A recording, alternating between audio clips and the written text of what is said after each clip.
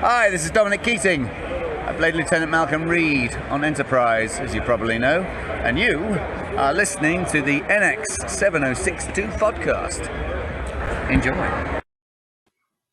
Hello, boys and girls. I know we started a little late tonight and just some technical difficulties all over the place. So you're going to have to bear with me. Still trying to work with getting my special guest in tonight. He's going to be coming up a little bit later. So hopefully by then we'll have everything worked out. Let's see. Need to send him a link. There we go. Cross your fingers. It'll work out. Otherwise, because I have absolutely no tips or tricks to tell anybody about makeup. So we may end up postponing this until next week if we can't get the tech stuff worked out. Hi, Faith. Happy Monday. Hope you're doing well. Thanks for joining us. Me and right now it's Dukey. Say hi, Dukes. You know, it's funny. Podcat was in here earlier, but he left before all of this, before we went live. And like I said, hopefully John doesn't get too frustrated with me. Oh, all right. All right, John, hang out, and I will be with you very, very soon. But it looks like we've got our special guest in tonight. Thank you. You might all have noticed that I am wearing a very special hat.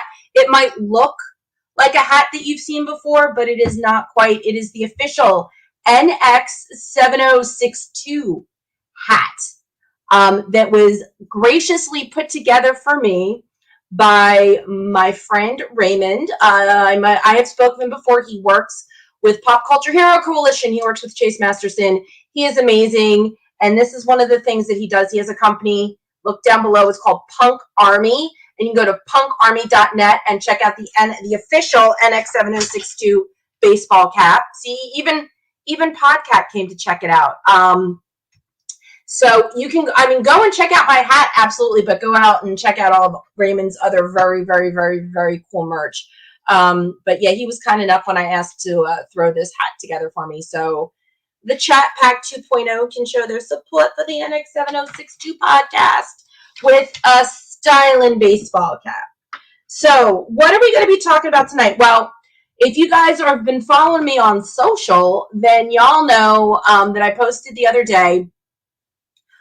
Somebody released, once again, it's Halloween. Somebody released a list. Hey, Robert. Somebody released a list of horror movies, their top picks for horror movies starring Star Trek people. Most of them I knew about. And I think I had heard of The Lord of Illusions. It's a Clive Barker movie, but this list reminded me of it. Scott Bakula was in it. I watched it. It was awesome. Famke Janssen's also in it. So The Perfect Mate, mated with, spoiler alert, mated with Captain Archer, mated with Picard. So she had two captains under her belt. It was really good. It was more of a gory detective-y who kind of done it supernatural thing, but it was really, really good. And Bakula, as always, was good. And it's fun to hear him curse because I'm not sure I've ever seen him in a role yet where he's cursed. So that was fun. The other thing that I did today, I watched the Riff Tracks version of Kingdom of the Spiders, the William Shatner horror movie. Riff Tracks is the group from MSTK. They've kind of gone off on their own. I don't know if you've heard of it, but if you head over to rifftracks.com, you can check that out. I found it for rent for $2 on Amazon Prime, and it's really funny to watch it with the Riff Tracks guys because they were making really great Star Trek references the entire movie, but it was really funny. The other one that they have, that Riff Tracks has, is Night of the Lupus, I think. Lepus. Whatever the plural, it's basically Night of the Rabbits, and that one has DeForest Kelly in it, and that one is next on my list to check out. Not that you will see him tonight, but Trip is in the house. He's hiding under the desk, and I just noticed that. So it's very feline-oriented tonight. Ironically, I do have a black cat who would be perfect, obviously, but I don't know where he is. He usually doesn't come hang out in the office, so I don't know where the black cat is, but for Halloween, he would be perfect. Let's see, what else do we want to talk about? Lower Decks, for the first time, I think, since they actually started doing movie references. They had a really couple of really decent references to Star Trek 6, including Kim Cattrall's hairstyle, the bob with the hairband. There was a Vulcan lower decker that was wearing that, which I thought that, and Boimler was actually wearing the Go Climb a Mountain shirt from Star Trek 5. I can't believe they referenced Star Trek 5, but it was really great. So that was fun. Something from last week that you all need to go check out. The other thing that I wanted to mention, because it just happened right before the show, Star Trek Into Darkness was on TV, and I'm like, well, of course I'm gonna go click over. I happen to like the 2009 incarnation, the Kelvin timeline. I like it. I know there were a lot of issues with casting Benedict Cumberbatch as Khan, and I completely respect and see that. I just happen to love Benedict Cumberbatch. I thought he played Khan perfectly, but I understand from an authenticity casting point of view why that was troublesome. But love them or hate them, visually, those are some of the most stunning movies. I love all the visual effects. I love the ships, and the music that goes along so well with all those big visuals that they do.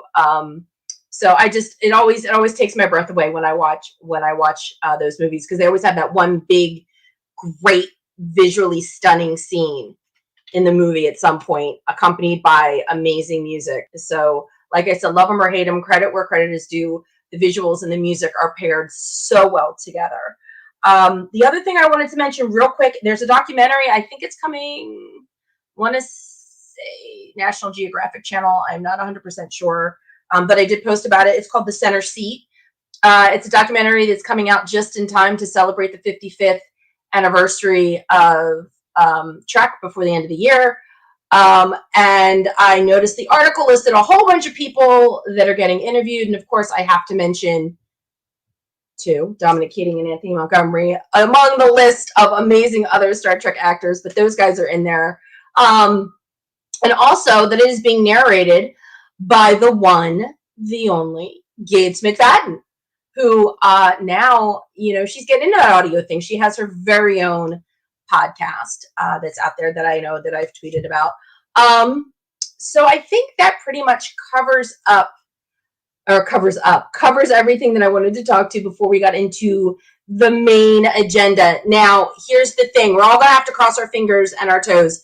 John is here. I can see him. He's in our little green room waiting area, but we haven't had a chance to test his audio. He's motioning to me, so I'm hoping that means he can hear me, because I'm about to bring him in. So let's get ready to talk about some makeup. I mean, after all, it is Halloween, so we all need some good makeup tips for our costumes. So here he is, the one, the only, my friend, John Paladin. Hi. Howdy. It worked! Yay! It works. Oh, wonderful. Thank you for not giving up on me. Huh? I said thanks for not giving up on me. Well, it was interesting technical achievement. I had it all set up on my phone, and then nothing. I am so sorry. I should have told you no phones. Nicole DeBoer was on last year to do a Halloween show, and she had to leave because she was on an iPad or an iPhone or something, and it just didn't work. Oh, well. So, but you're here now, and that's what's important. Yeah, let's have some fun. Let's have some fun. Robert says hello again, John. You remember him? He's the Martok cosplayer. He was here the last time we did a show together. Oh, good. Yes, hi. Did you bring the Gowron stuff? Are you going to show that? We're playing show and tell, or we're just going to talk about makeup? Gowron stuff. What do you mean? The stuff that you had, that your cat was guarding for him, the gauntlet. That picture's. I posted that on Facebook. She just found another place to sleep. And anybody that. It was his boots and gauntlet and gloves and belt. That's all. And she was sleeping on it. She finds the weirdest places to sleep. Animals do that. It's so funny. My cats all find like the weirdest places to sleep. Yeah, well, What are you gonna do? They're fun. They're great companions. So that's Robert. That's part of Robert O'Reilly's costume when you go do his makeup at conventions. Yeah. It's not only do I do his makeup, I'm his valet. Oh wow, that is a really terrible thing to be the valet for a Klingon. Yeah, I'm the one that hauls his costume around. So did they did stuff? Did they do stuff in makeup this year in Vegas? Because I know we didn't have karaoke. No. So it was an easy year for you. You were just doing people's faces. Yeah, until they said no. The people have to keep their mask on, and well, how the hell are you going to put makeup on somebody who's wearing a mask? That doesn't make any sense. I'm just glad I'm just glad I got my troll spots before they shut you down. Yeah, well, you could have left your mask on for that, but I'm talking about I think the most elaborate makeup I did was a Cardassian, and there's no way you can keep a mask on doing Cardassian. How long does it take you to do that? That took a little over an hour for me to do that, and that was the last big makeup I did, and then the last days of the con, I did makeup up in my room. See, you found the workaround. Oh, sure. We just missed you down on the floor because we had the greatest little section on the floor. Lambda Quadrant was a little bit further away, but you guys in the Land of the Lost guys, you were all like in spitting distance. So I was usually running away from my table just to go hang out with you guys. Yeah. And gratefully so, because you're the only supplier I had of actual real live fizzy Coca-Cola. That's right. Lambda Quadrant was supplying beverages to the guests of the convention, and you were a guest of the convention, so you were supplied with beverages. Yeah, it was good though. Yeah, well, because it has to be Coke. I'm pissed that you can't find Coke in Vegas. Like, you can go to a grocery store and buy it, but it's not vended anywhere. Yeah, and it's like rum and Pepsi. No, it's got to be like a rum and Coke. Yeah, Pepsi to me has always tasted like motor oil. I don't know why. Agreed. It's thicker, so whatever. All right, so Robert saw some of the makeup that you did in Vegas, and he said it's amazing. Of course. Yeah, we had fun. It was a good show, and we had a good time, and everybody, almost everybody, was compliant with COVID restrictions, and I was too at my table. The only time they ever dropped their mask was when they sat in the makeup chair, and then boom, mask goes back on, and that's fine, and it is what it is. You just have to roll with the punches, and need be, you got to find one of those nice long things called loopholes. There you go. And your room was the loophole. Loophole. When you put Vulcan ears on, there's Podcat. He's back. When you put Vulcan ears on somebody, they're sturdy enough to deal with somebody putting a mask on them and taking it off, sure. Right? Yeah. But the thing is you can't put them on while they're wearing the mask because the elastic gets in the way. Right. Okay. So Robert wants to know if you're coming to the East Coast. Am I coming to the East Coast? Yeah. Do you have anything scheduled? I have no idea. I haven't gotten any calls, so I can't tell you anything. Are you thinking about going to Chicago, Star Trek Chicago? I think about going to Chicago all the time. Whether or not I'm going to be there is another story. And again, that's not my decision to make. Same here. I would love to go to Chicago. I've never been, so I just think that on top of Star Trek, it would just be fun. Faith says she would love to sit for makeup like that sometime. Well, Faith, John does come to Vegas. If you can make Vegas work, 99% of the time you're there. That's where we met. Yeah, well, it's and it's going to be a new venue next year, and we'll see what Bally's. happens. New venue, new date, new later dates. I already booked my room for Bally's, so I'm excited. Good. There you go. I'm excited. Oh, Mohammed's here! Really fun city. Be sure to hit up Greek Town. Amazing food. Oh, that does sound amazing. Mohammed, I thought, wait a minute, you're typing. I thought you were going to be in your inversion table. Mohammed comes in and literally hangs out with the show because he does an inversion table before he goes to bed. And I'm like the last thing he does. So he always says, I'm there, I'm watching you. I just can't chat because I'm on an inversion table. No, I've been to Chicago. Well, at least 5 or 6 times. Years ago, there was a con there called was it the Big Bang or something like that, and I was part of a Klingon fan club at that time, and we did a showing there, and there was our national group, I guess, was headquartered in Chicago, if I remember correctly, and Robert OReilly was one of the guests, and he did a review of the troops, so to speak, and it was oh, that must have been amazing. That was long before I was ever doing his makeup. I think that was only the second or third time I'd ever met him, as a matter of fact. But that goes back many years, and I did the commercial for that too, and I have that somewhere on video. All right, Robert wants to know if you've ever done Starbase Indie. Yeah, I used to do it. Yeah, I did it. Bob and JG did it one year. Then Max and Aaron did it, and then Susie did it, and that was it. I haven't been back. All I got to do is ask. I mean, it's if I was younger, I could just drive there. I'm close enough, but I don't make long drives anymore.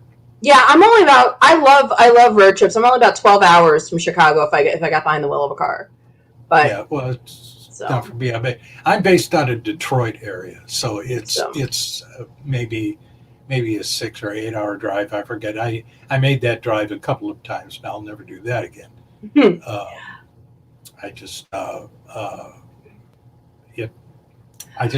I don't do it. I don't enjoy driving anymore. I used to. Okay. As a kid, I would drive 4 hours for a beer, and I would always go to Fort Wayne. Okay. I was dating someone who was in a band, and she said, "Well, why don't you come down?" Okay, fine. So here it is, 8 o'clock at night.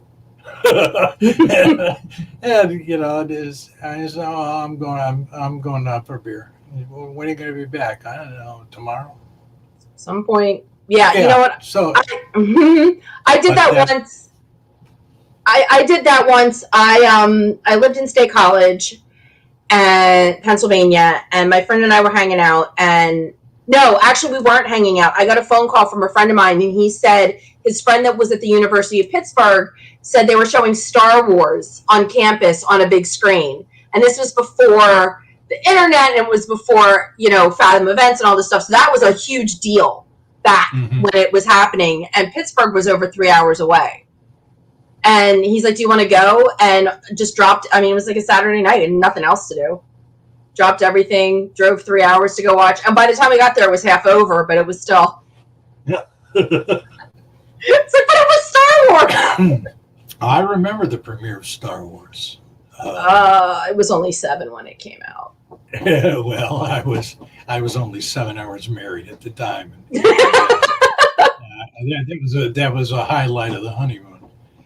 Going to see this new movie that was out called Star Wars. Oh wow!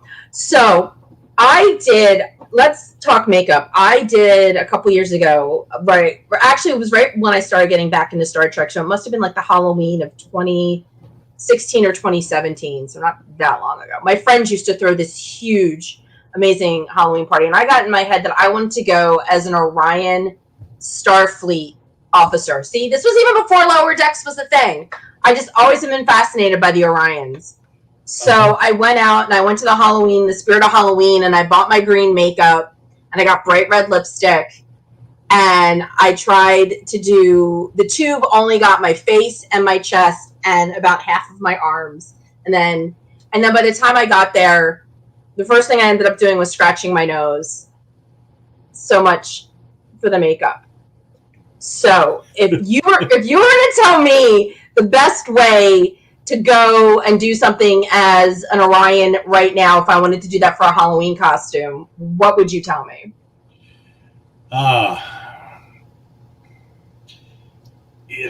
Boy, you're talking short notice now, but probably the best thing to do is, if depending on what kind of costume you're going to wear, because let's face it, they're green all over.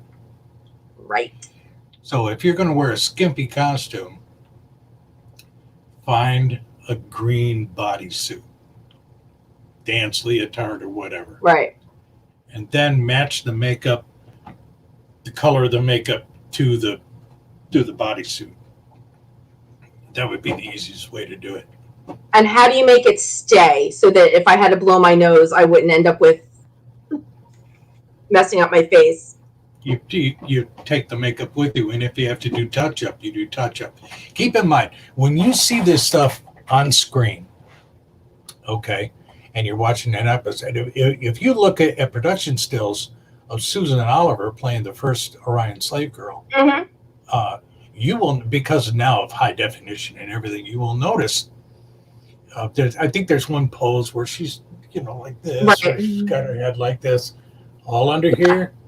It's all patchy, all coming off. Well, so it when you see the Orion slave girls and the makeup is perfect. How long have you seen them on screen? Maybe 15, 20 seconds, 30 seconds. That's it. That's all they have to look good for. What you don't see is all the footage that they don't use that's been cut because somebody behind the camera says, all right, cut makeup. You got to touch that up there. It's coming off. So the makeup guy goes up there and he doesn't touch up. And then they check the lights again. And by the time they say, okay, action, then she looks good for another 60 seconds maybe or whatever. So but you're talking about hot lights, and you're talking about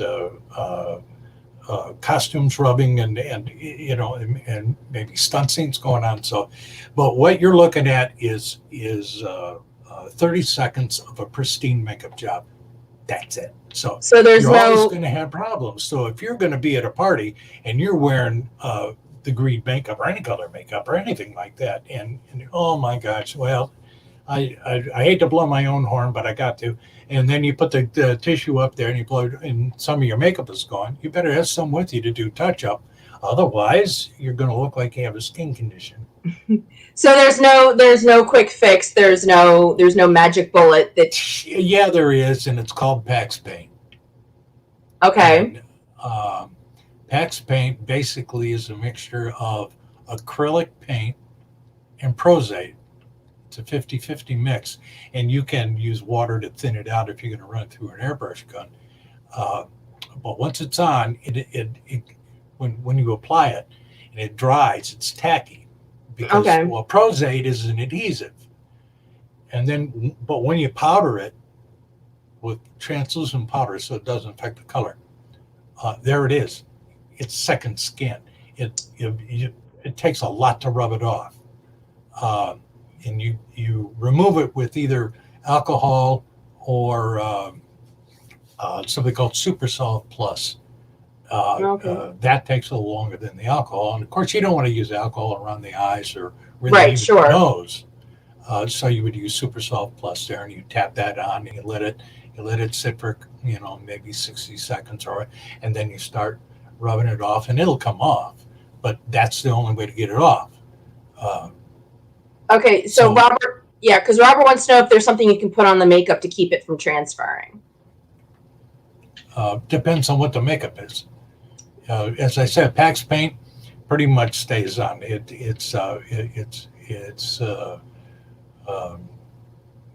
mixture of the paint and the Prozade, and it's water resistant, and it hangs in there good. It's rare that it rubs off on a costume, but it's and they say it's sweat proof, but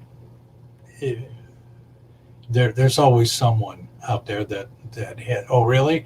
Hold my deodorant, and then they start and they'll sweat through anything. Right. As far as rubber mask, grease paint, there's setting sprays, there's powder that sets it. Same thing with regular makeup. Anything you put on your skin that's covering it up like that is gonna rub off. That's just the nature of the beast. That's the nature of the beast. That's the name of the game. All right, yeah. Robert is actually going to be going as Shran next month at Rhode Island Comic Con. So hopefully now he's taking notes. I mean, if you wanted to do that second skin thing, where would he? Is that some like a makeup website? I mean, it sounds like it's professional grade. Go to makeupstore.com, makeup-store.com, and ask them about the Orion Pax paint. Okay, so they probably have something in blue. And they have the Orion color, or the Andorian color. Andorian. Oh, okay. Yeah, because yeah. So I know. I'm sure you've heard the stories of speaking of makeup transfer, that when Yvonne Craig was the Orion slave girl in For Whom Gods Destroy, she got green paint in Shatner's toupee. Because at one point, that's a story. I don't know if it's like a Star Trek urban legend, but supposedly in one of their scenes, she ran her fingers through his hair, not realizing it was a toupee, and he got pissed because he took it off and showed it to her, and there was green paint in his toupee. Oh, damn. Oh, well. I remember when we were filming Gods and Men in upstate New York, Chase played a Orion slave girl, and in between takes, or when we'd have a break, she'd want to call back, talk to family. Now in upstate New York, cell phone signals are crappy. They were then. When we were in New York, a couple of years ago, they're still crappy. And I had a cell phone that could get out of New York. And she used my cell phone. And of course, when she's done, I had a flip phone, and I flip it open to make a call for myself, and covered in green makeup. So what happened to that phone? You must have traded it in before you got to Ticonderoga. Oh, I don't know. I got rid of that. I'm on another new phone now because I dropped the other one, and it didn't work. But anyway, this one is good. Okay, so if somebody wanted to do, you know me, I'm all about the trill. I love my trill spots every time you do them.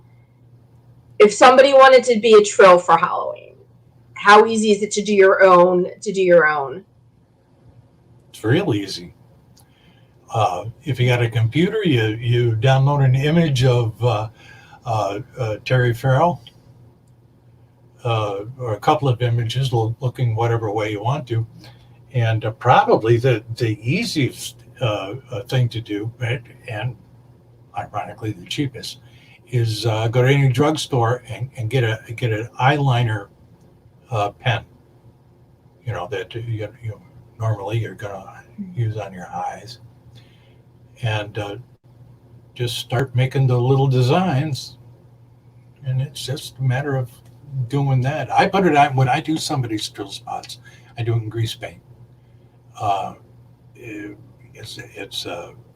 I use a thin tip brush, and I do it just the way Westmore would do Terry spots every day. He didn't use a stencil. He did it all by brush, and he did it by memory. So if her spots look different from segment to segment or episode to episode, that's probably one of the reasons why. But, Okay. you know, he designed it, so, you know, and that's the way I do it. So, There, yeah, and you do an amazing job. no, All right, try. so Mel Pax, Robert is asking. Mel Pax, yeah. There you go. But yeah, I think right after I got done with you in Vegas, I ran right over to Nicole DeBoer. I'm like, I got my troll spots. We got to take pictures. Yeah, they're fun to do. It's an easy makeup to put on, and the trill spots do make a statement, and people are take a second look. What? Oh no, that's not a skin condition. Okay. I have seen some very dedicated people at the conventions that dress like Terry did on Ryza with that bathing suit, so they have to do the whole all the way down. Yeah. But I will say my favorite, if you're gonna, my personal suggestion, if you're gonna do trill spots with eyeliner from CVS, and I don't know, Robert, I don't know, John, if you know this, but I think the best would probably be like Wet and Wild, because it's really cheap, but that shit doesn't come off. Okay. It's good. It's cheap. I don't know if it's because it's cheap ass makeup, but it's like, even if you try to take, it's like that stuff will stay with you for days. So it's like 99 cents to get. Chances are 99 cents to get the makeup put on, and then any kind of makeup remover wipes will take it off. Yeah, unless it, like I said, it's just Wet and Wild for some reason just seems to stay with it. Like you can end up wearing the lipstick for days just because it just doesn't wear off. So good. That's my life hack. If you're going to use over the counter, go Wet and Wild, because it's cheap and you will never get rid of it, and you will look like a troll for days. Yeah. All right, so I know someone who does the henna. the henna, yeah. Henna, yeah. That's a really good idea. Okay, so let's move on. Okay, so Vulcan ears. When I went on Star Trek: The Cruise 3, and I was working at a deli at the time, and they all teased me because nobody that I worked with was into Star Trek. But one of the waitresses just thought it was like the funniest thing. And before I left for the cruise, she gave me just a set, like a set of Vulcan ears. I don't even know where she got them. I never wore them, but just the cheapy little ears in the thing. Yeah. It's like I said, if this is just somebody wanting to do a Halloween costume, what would you tell them? Like, go do that, or is there a better way to do those ears? You could do that. You can. I mean, it's that time of year. Every other corner that usually has a Starbucks, Starbucks right across the street from a Starbucks, now has a Halloween store right across the street from a Halloween store. So they're everywhere. So go in there, and 9 times out of 10, they're going to have the Wuchi. They call them space ears, I guess. And they're slush latex, very thin, very crappy. They used to be really good. One of the first Star Trek costumes I did for myself, I was a disc jockey in Florida, and I was hosting their Halloween event. So I had the Monster Maroon, and I dyed my hair black, and I had it cut to the Spock bowl, and then I got these Wuchi ears.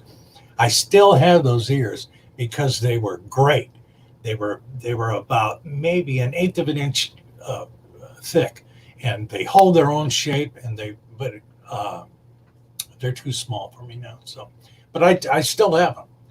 Now they're almost paper thin, and you kind of have to stuff them a little bit with cotton, and you got to be careful how you do that because you don't want them bulging out, And they're okay. It all depends on what you want to look like and what you want to spend. The Vulcan ears that I have and that I sell are either gelatin or cold foam. I have a couple pair of hot foam ears too. And you can find them online. They vary in price. It all depends on what you want to spend and how you want to look. And if somebody out there right now wanted to get a pair of ears from you, would you have them? I mean, do you custom make those, or can you just send them to somebody and they can fiddle with them? They're a generic size. Most people's ears are pretty much the same. And then the ears that I make will fold up and into the ear because there's a little bit extra there, and you glue them down, and they look good. They look good. I use them on Robin Curtis. Well, if you can use them on Savick, then there you go. But do you have them available now if somebody out there wanted to snag a pair for a Halloween costume now, or they can pre-order for next year? You better hurry, because what is it? It's the 11th already. It's the 11th, so you have 20 days, give or take. The mail's slow, though. Yeah, well, the mail's ridiculous. Yeah, it's I can't. I do not guarantee a day that they get there, simply because of the condition that the mail is in right now, and nobody wants to spend the money on overnight postage. I wouldn't do it. So, I don't expect anybody else to do it. But if you're gonna go by mail, then you it's like being in Vegas. You throw down your money and you take your chances. So, what kind of glue do you recommend? Is there? I use silicone adhesive, and it's excuse me, Westmar adhesive, and it's got you can get them in sizes from 1 ounce to 2 ounce to 4 ounce, whatever. Silicone adhesive is a bit pricey. However, if you're going to put ears on, you want them to stay on, this is it. The Westmore adhesive is the only thing that they use on the Picard series. Right. And again, especially if you're going to a party or doing something that's going to require you to wear a mask, then you definitely want to have something. Right. Because if you're off and on, one of those ears is going to pop off if you're not careful. Yep. And it's one of those things where you're not going to notice it until it's long gone. That's right. So when you do the conventions, what's the most popular makeup? It depends on the convention. If you're going to, I did the convention in Iowa, and Robin was the guest there. So I did quite a few pairs of the Vulcan ears. However, people love the Klingons. I think Robert can attest to that. I'm surprised he's doing anything outside of Martok, stepping out of his comfort zone. Let's see. Have any tips on styling the wig for an Andorian headpiece? Andorian wigs are, I'll just say it. Andorian wigs are a bitch to find. You can get the cheap white Halloween costume things, and then when you put them on, they're so tight and so little that they stretch out, and you can see the netting underneath, and the white strands go everywhere. And it's I'm working on revamping something that's available along the Andorian line. It's not going to be available in time for Halloween, though. It just and I'm doing it in cooperation with the makeup store, and he's doing pretty good Halloween stuff, which is taking up all of his time. So he can't get in there to finish up molding and casting, and the whole 9 yards. You got an Andorian wig. I get a lot of my wigs through samsbeauty.com, SAMS beauty.com, and they always have great wigs, great prices. But the white ones are hard to find, and you're going to have to. A lot of the times you'll find one. Oh, that's good, but I'm going to have to cut it down. So you better know how to cut hair. Yeah, that's what Robert found a way around this. He's got an anime wig, and he said it's pretty close. He just needs to style it around the antenna. What I'm working on is going to solve that problem. You're not going to have to worry about around the antenna. Are you gonna make I did holes one in the wig? Dorian in Vegas, okay, and I had to. The makeup was great. His wig was okay, but to get the antenna to at least start out, at least stand up, we had to push the antenna up through the wig at about this point. So it was more of a original series Andorian than say Enterprise Andorian with Jeffrey Combs. What I'm working on with a makeup store is a way to put the antenna coming out of the forehead, so that it looks the way it does on Enterprise. On Enterprise, I'm not going to argue that. And then a wig will be able to be placed on it, and all you have to do is comb the front of the wig down around it. But when you shove anything through a wig, you're at the top of the antenna is where it's going to stand up or look like alfalfa. So you're going to have to cut that to shape around the antenna. Now, see, I'm not sure I agree with this. He says his hair color, Shran's is more blonde than white. I think Shran is white. Depending on what production still you're looking at, and the lights on the set will change everything. When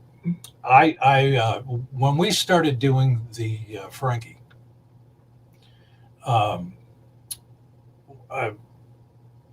there was a big contention about the color, and I said, well, they're flesh tone. Depending on what light they're photographed in, they look like they had a mild tan, but no, they're orange. Okay, but the more makeup you put on, the more makeup you have to take off. So that was my contention in the whole thing, especially with an actor. How long do you want to spend taking it off? Well, I don't want to, at the end of the day, they just want out of the makeup. Okay, so we'll match your skin tone. Who cares? Well, that all went to hell when Armin decided to go back into makeup one more time, and so now we had to match all the color, and it's fine. I don't care. I'll paint them purple with pink polka dots. It doesn't matter to me. It just whatever they want to do, that's fine. I just lay down the logistics of it. Now you make the decision. Well, and everybody decided, well, no, I want it quick into makeup, quick out of makeup, and okay, well, this is how you do it. And so it, but if you go to the table, say Max's table at a convention, and you look at any of the pictures that he has there for sale for autographs, I guarantee you, 90% of them are going to look flesh tone, and that's simply the lights that they're photographed in. That's So don't say, well, unless you're on the set while they're filming, or you're in the makeup room while they're putting them in the makeup, you don't know what color it is. They all photograph it. It depends on the ambient lighting. I got, it's so funny because I do background work, and I actually got removed from a set because I had a purple tint in my hair that you could barely see. And they're like, okay, you're going to be a court reporter. You're going to be sitting in this courtroom. Here's your stuff. Go sit. The lights hit my hair, and my hair looked all purple. And they said, we can't have you with purple hair. And I said, I am so sorry. I'm like, it's not purple. It's purple highlights. It's mostly black. Not under those lights. It wasn't. It was purple. And I mean, when you're a background person, whether they use you or don't, you don't get paid. Or, I mean, you do get paid. I'm sorry, you do get paid. So it's not like I missed out on a day's pay. I just like being on set, but they kicked me off. So I know exactly what you're talking about. Because what you look like in normal light is nothing like what you're going to look like the minute you step on a set. Oh, yeah, yeah. Magic Lasso! Hello! Even though it's not breakfast time, I'm here for the tricks. Oh, aren't you funny? I called tonight's show was tips and tricks for makeup, so hence.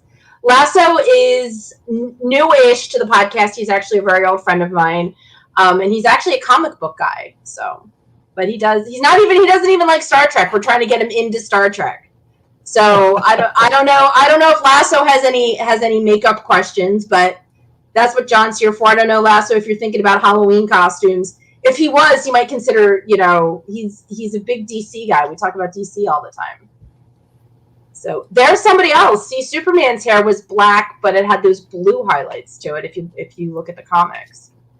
So yeah, yeah. Okay, that's the way you show that they have black hair. Is I mean, it's just you have to, otherwise it looks like an unfinished blacked out dot. And you can see his face, but the rest of his head looks like a black helmet. You have to have that blue to highlight it, and okay, and transferring that to film is okay. He had black hair. The only thing that I never liked about any of the Superman movies was that one curl down in the front of his head, and the rest of his hair is bone straight. It makes no sense. That little Christopher. I'm not sure if they did. I don't. Lasso might be able to answer this better because I've only ever watched Superman Returns once, but I do know Christopher Reeve had that little curl. I'm not sure if they gave it to Henry. I don't think Henry Cavill had it, but Brandon Routh. Because they finally got smart. Partly. The reason why the curl comes down in the front of his face in the comic book is because he has wavy hair. And if you fly it, you're in the wind. Oh, my hair got mussed up. Okay. It wasn't the star of the show. The curl wasn't the star of the show. But, and here's Marlon Brando actually looked better with that in front of his forehead than Christopher Reeve did. But, that's just personal opinion. Well, that is a very white head of hair, but it always looked white because of his background. He was always in white, like all glowy. Yeah. So, I figure if you were married when you saw Star Wars, then that's about the age you were if you went to see Superman. So is Christopher Reeve like your Superman? Do you have a particular actor that you like? No, he's not. I know people hate me now. My Superman growing up was George Reeves. Okay, that's fair. And for one simple reason, when I'll do it this way, when Michael Keaton and Jack Nicholson are sitting in the makeup trailer, and they're both in costume except for the fine. The makeup or the cowl or whatever. Mm-hmm. And Keaton looks over at Nicholson and said, look at us, Jack. Look, we're grown men. Look at how are we going to pull this off? And Nicholson said, you just sit back and let the costumes do the acting. Yeah. That's fair. See, with George, the thing, it wasn't so much Superman, it was Clark Kent. He didn't play him as a buffoon. He didn't play him as this bumbling idiot. Because in the world of suspended disbelief, you still got to believe it. And no one who is a buffoon and a bumbling idiot is going to get a job on a major metropolitan newspaper with banner headlines if he's an idiot. But I would argue See, I now do you're what gonna, you like. I'm 67 now. You ain't gonna change my mind. I'm not gonna change your mind, and I know that. Two things. I started rewatching the Superman television show. I grew up watching those reruns. So yeah, my first Superman was George, pretty much, on screen, because I grew up watching the reruns. But I've rewatched them, and one of the things that I kind of feel like Clark was a bit of a dick, honestly. And again, that's how it was written. That's how George was told to play him. That's how they saw him. But I've decided I don't like his version of Clark Kent. But besides that, I would argue that Christopher Reeve, yes, he did play him a little. He wasn't stupid. He was just clumsy and bumbling. But he had the snappiest prose style that Perry White had ever seen. Quote from the movie. And he also knows how to treat his editor-in-chief with the proper respect. So, I think it was snappiest, punchiest prose style. So he was a good reporter. He was just clumsy and bumbling. And that is what was enough to make you believe that glasses were a good enough disguise, because Clark was nowhere near the personality that Superman was. The glasses thing, and which is always let me finish off with George first. Okay. The thing about George was when I was a kid watching him, his smile could light up a room. Yes. He was warm. He was reassuring. He was kind of like either a big brother or a surrogate dad figure.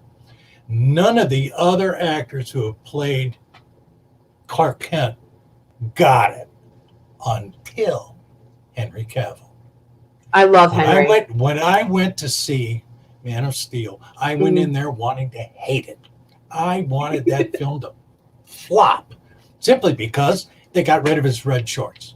Yes. I hated that too. I hated that too. And someone had the audacity to change an iconic figure. Mm-hmm. And I sat down and I'm watching. I can't hate this. This is okay. All right. He gets it. He not only gets it as far as Superman, he gets Clark Kent. He gets it. He's just. Yeah, Henry brought me back around. I don't know how to put it into words, really, but he's the only other one for me. Henry that gets Clark Kent. Henry brought me back around because I didn't think I'd like anybody else that played Superman after Superman Returns was such a fiasco. But Henry really did bring it back around. But I want to throw this up. Now the glasses. That's been the biggest running joke since the comic book started. Oh, Lois can't, she's around both of them. A pair of glasses is going to do it. Read the novel. I hate to read. I've read maybe 3 books in the last 30 years.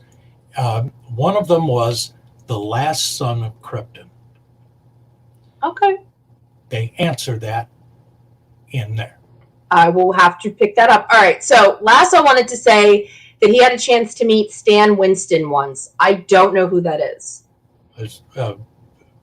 Makeup master, one of the makeup masters of the industry. I figured something like that. What does he work? What is he master of? Like, what has he worked on? Oh God! Name one big thing. Don't put me on the spot. Sorry. Because I'll get his work confused with. See, I have faces now in my head, and standing next to their creations. The inventor of Pax Paint, which is I don't believe it's Stan Winston, somebody else. I can't even think of his name right now. Okay, it's a brain fart. It happens. That's okay. I want to get back to something you said about what Jack Nicholson said about what is it? Let the makeup do the acting. Let the costumes do the acting. Let the outfits do the acting. Let the outfits do the acting. Do you agree with something like that when it comes to like something? A lot of it, yeah. Sure. So when you bury Bob and JG under all of that, all of everything that they are to be Klingon. Well, sure, you act different. you really do act different. When you dress different, you act different. Right. If you're at home wearing t-shirts and shorts and flip-flops, sitting back and watching TV, you act a certain way. When it's time to go out to dinner, what do? You put on a suit, you put on a shirt, a suit, and a tie, and you act different. So look, can you, as a makeup artist, when you've got somebody in the chair, like when you've got JG, I love JG. When you've got JG in the chair, and you and I both know JG on a personal level, do you kind of see him transforming into Martok at some point? Can you kind of feel that happening? Here's what I see with JG in the makeup chair. All right.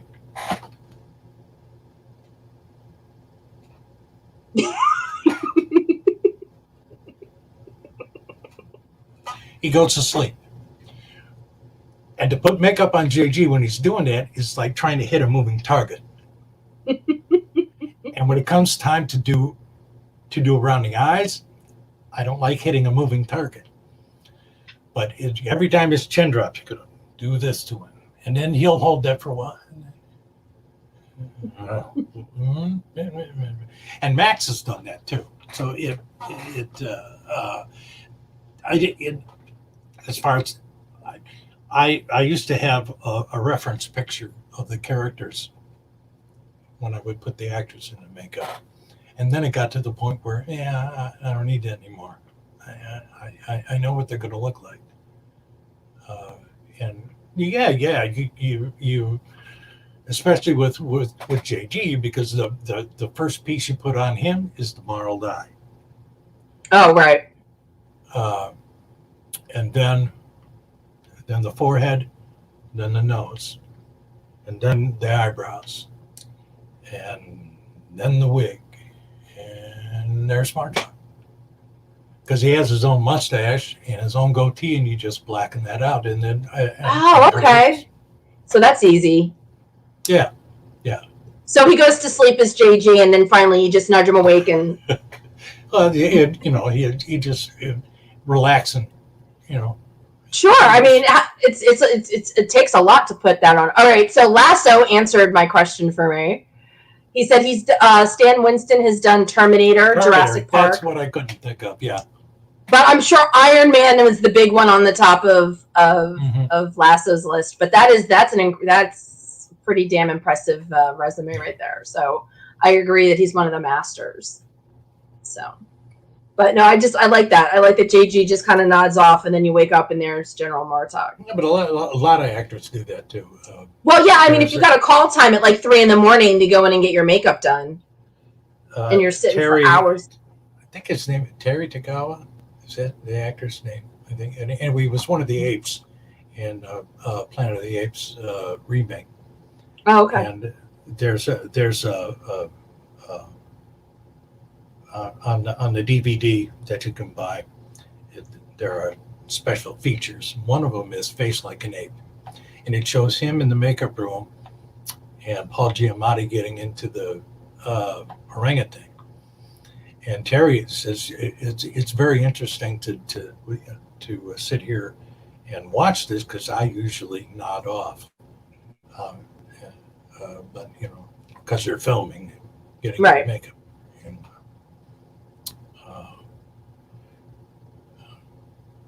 I'll watch that more than I will the movie. Gee, I wonder why. Yeah. Well, John, it's not unusual for an actor to do that. That's what I'm saying. Yeah, no, and like I said, especially if they're on the set and they have to come in ridiculously early. All right, so we're wrapping things up here. I want to remind everybody that I am on Patreon, and like I said, I am trying desperately to get to Chicago. So you can become a patron for as low as $1 a month. But the higher the tier, the chances you're going to get a free gift from me, because there's thank you gifts in there, but you have to belong to a higher tier. So check out Patreon. Most of my merchandise is on Teespring, and you can head over to my Teespring store if you can get tank tops and t-shirts. And it's getting colder, so you get hoodies and all that kind of fun stuff. And the latest and greatest merch right now is what I am sporting tonight. the NX7062 podcast baseball hat, and that is courtesy of Raymond Litster over at punkarmy.net, and you just head over to there. And please check out the other stuff, because Raymond also put together some fundraising merch for Felix Silla's family.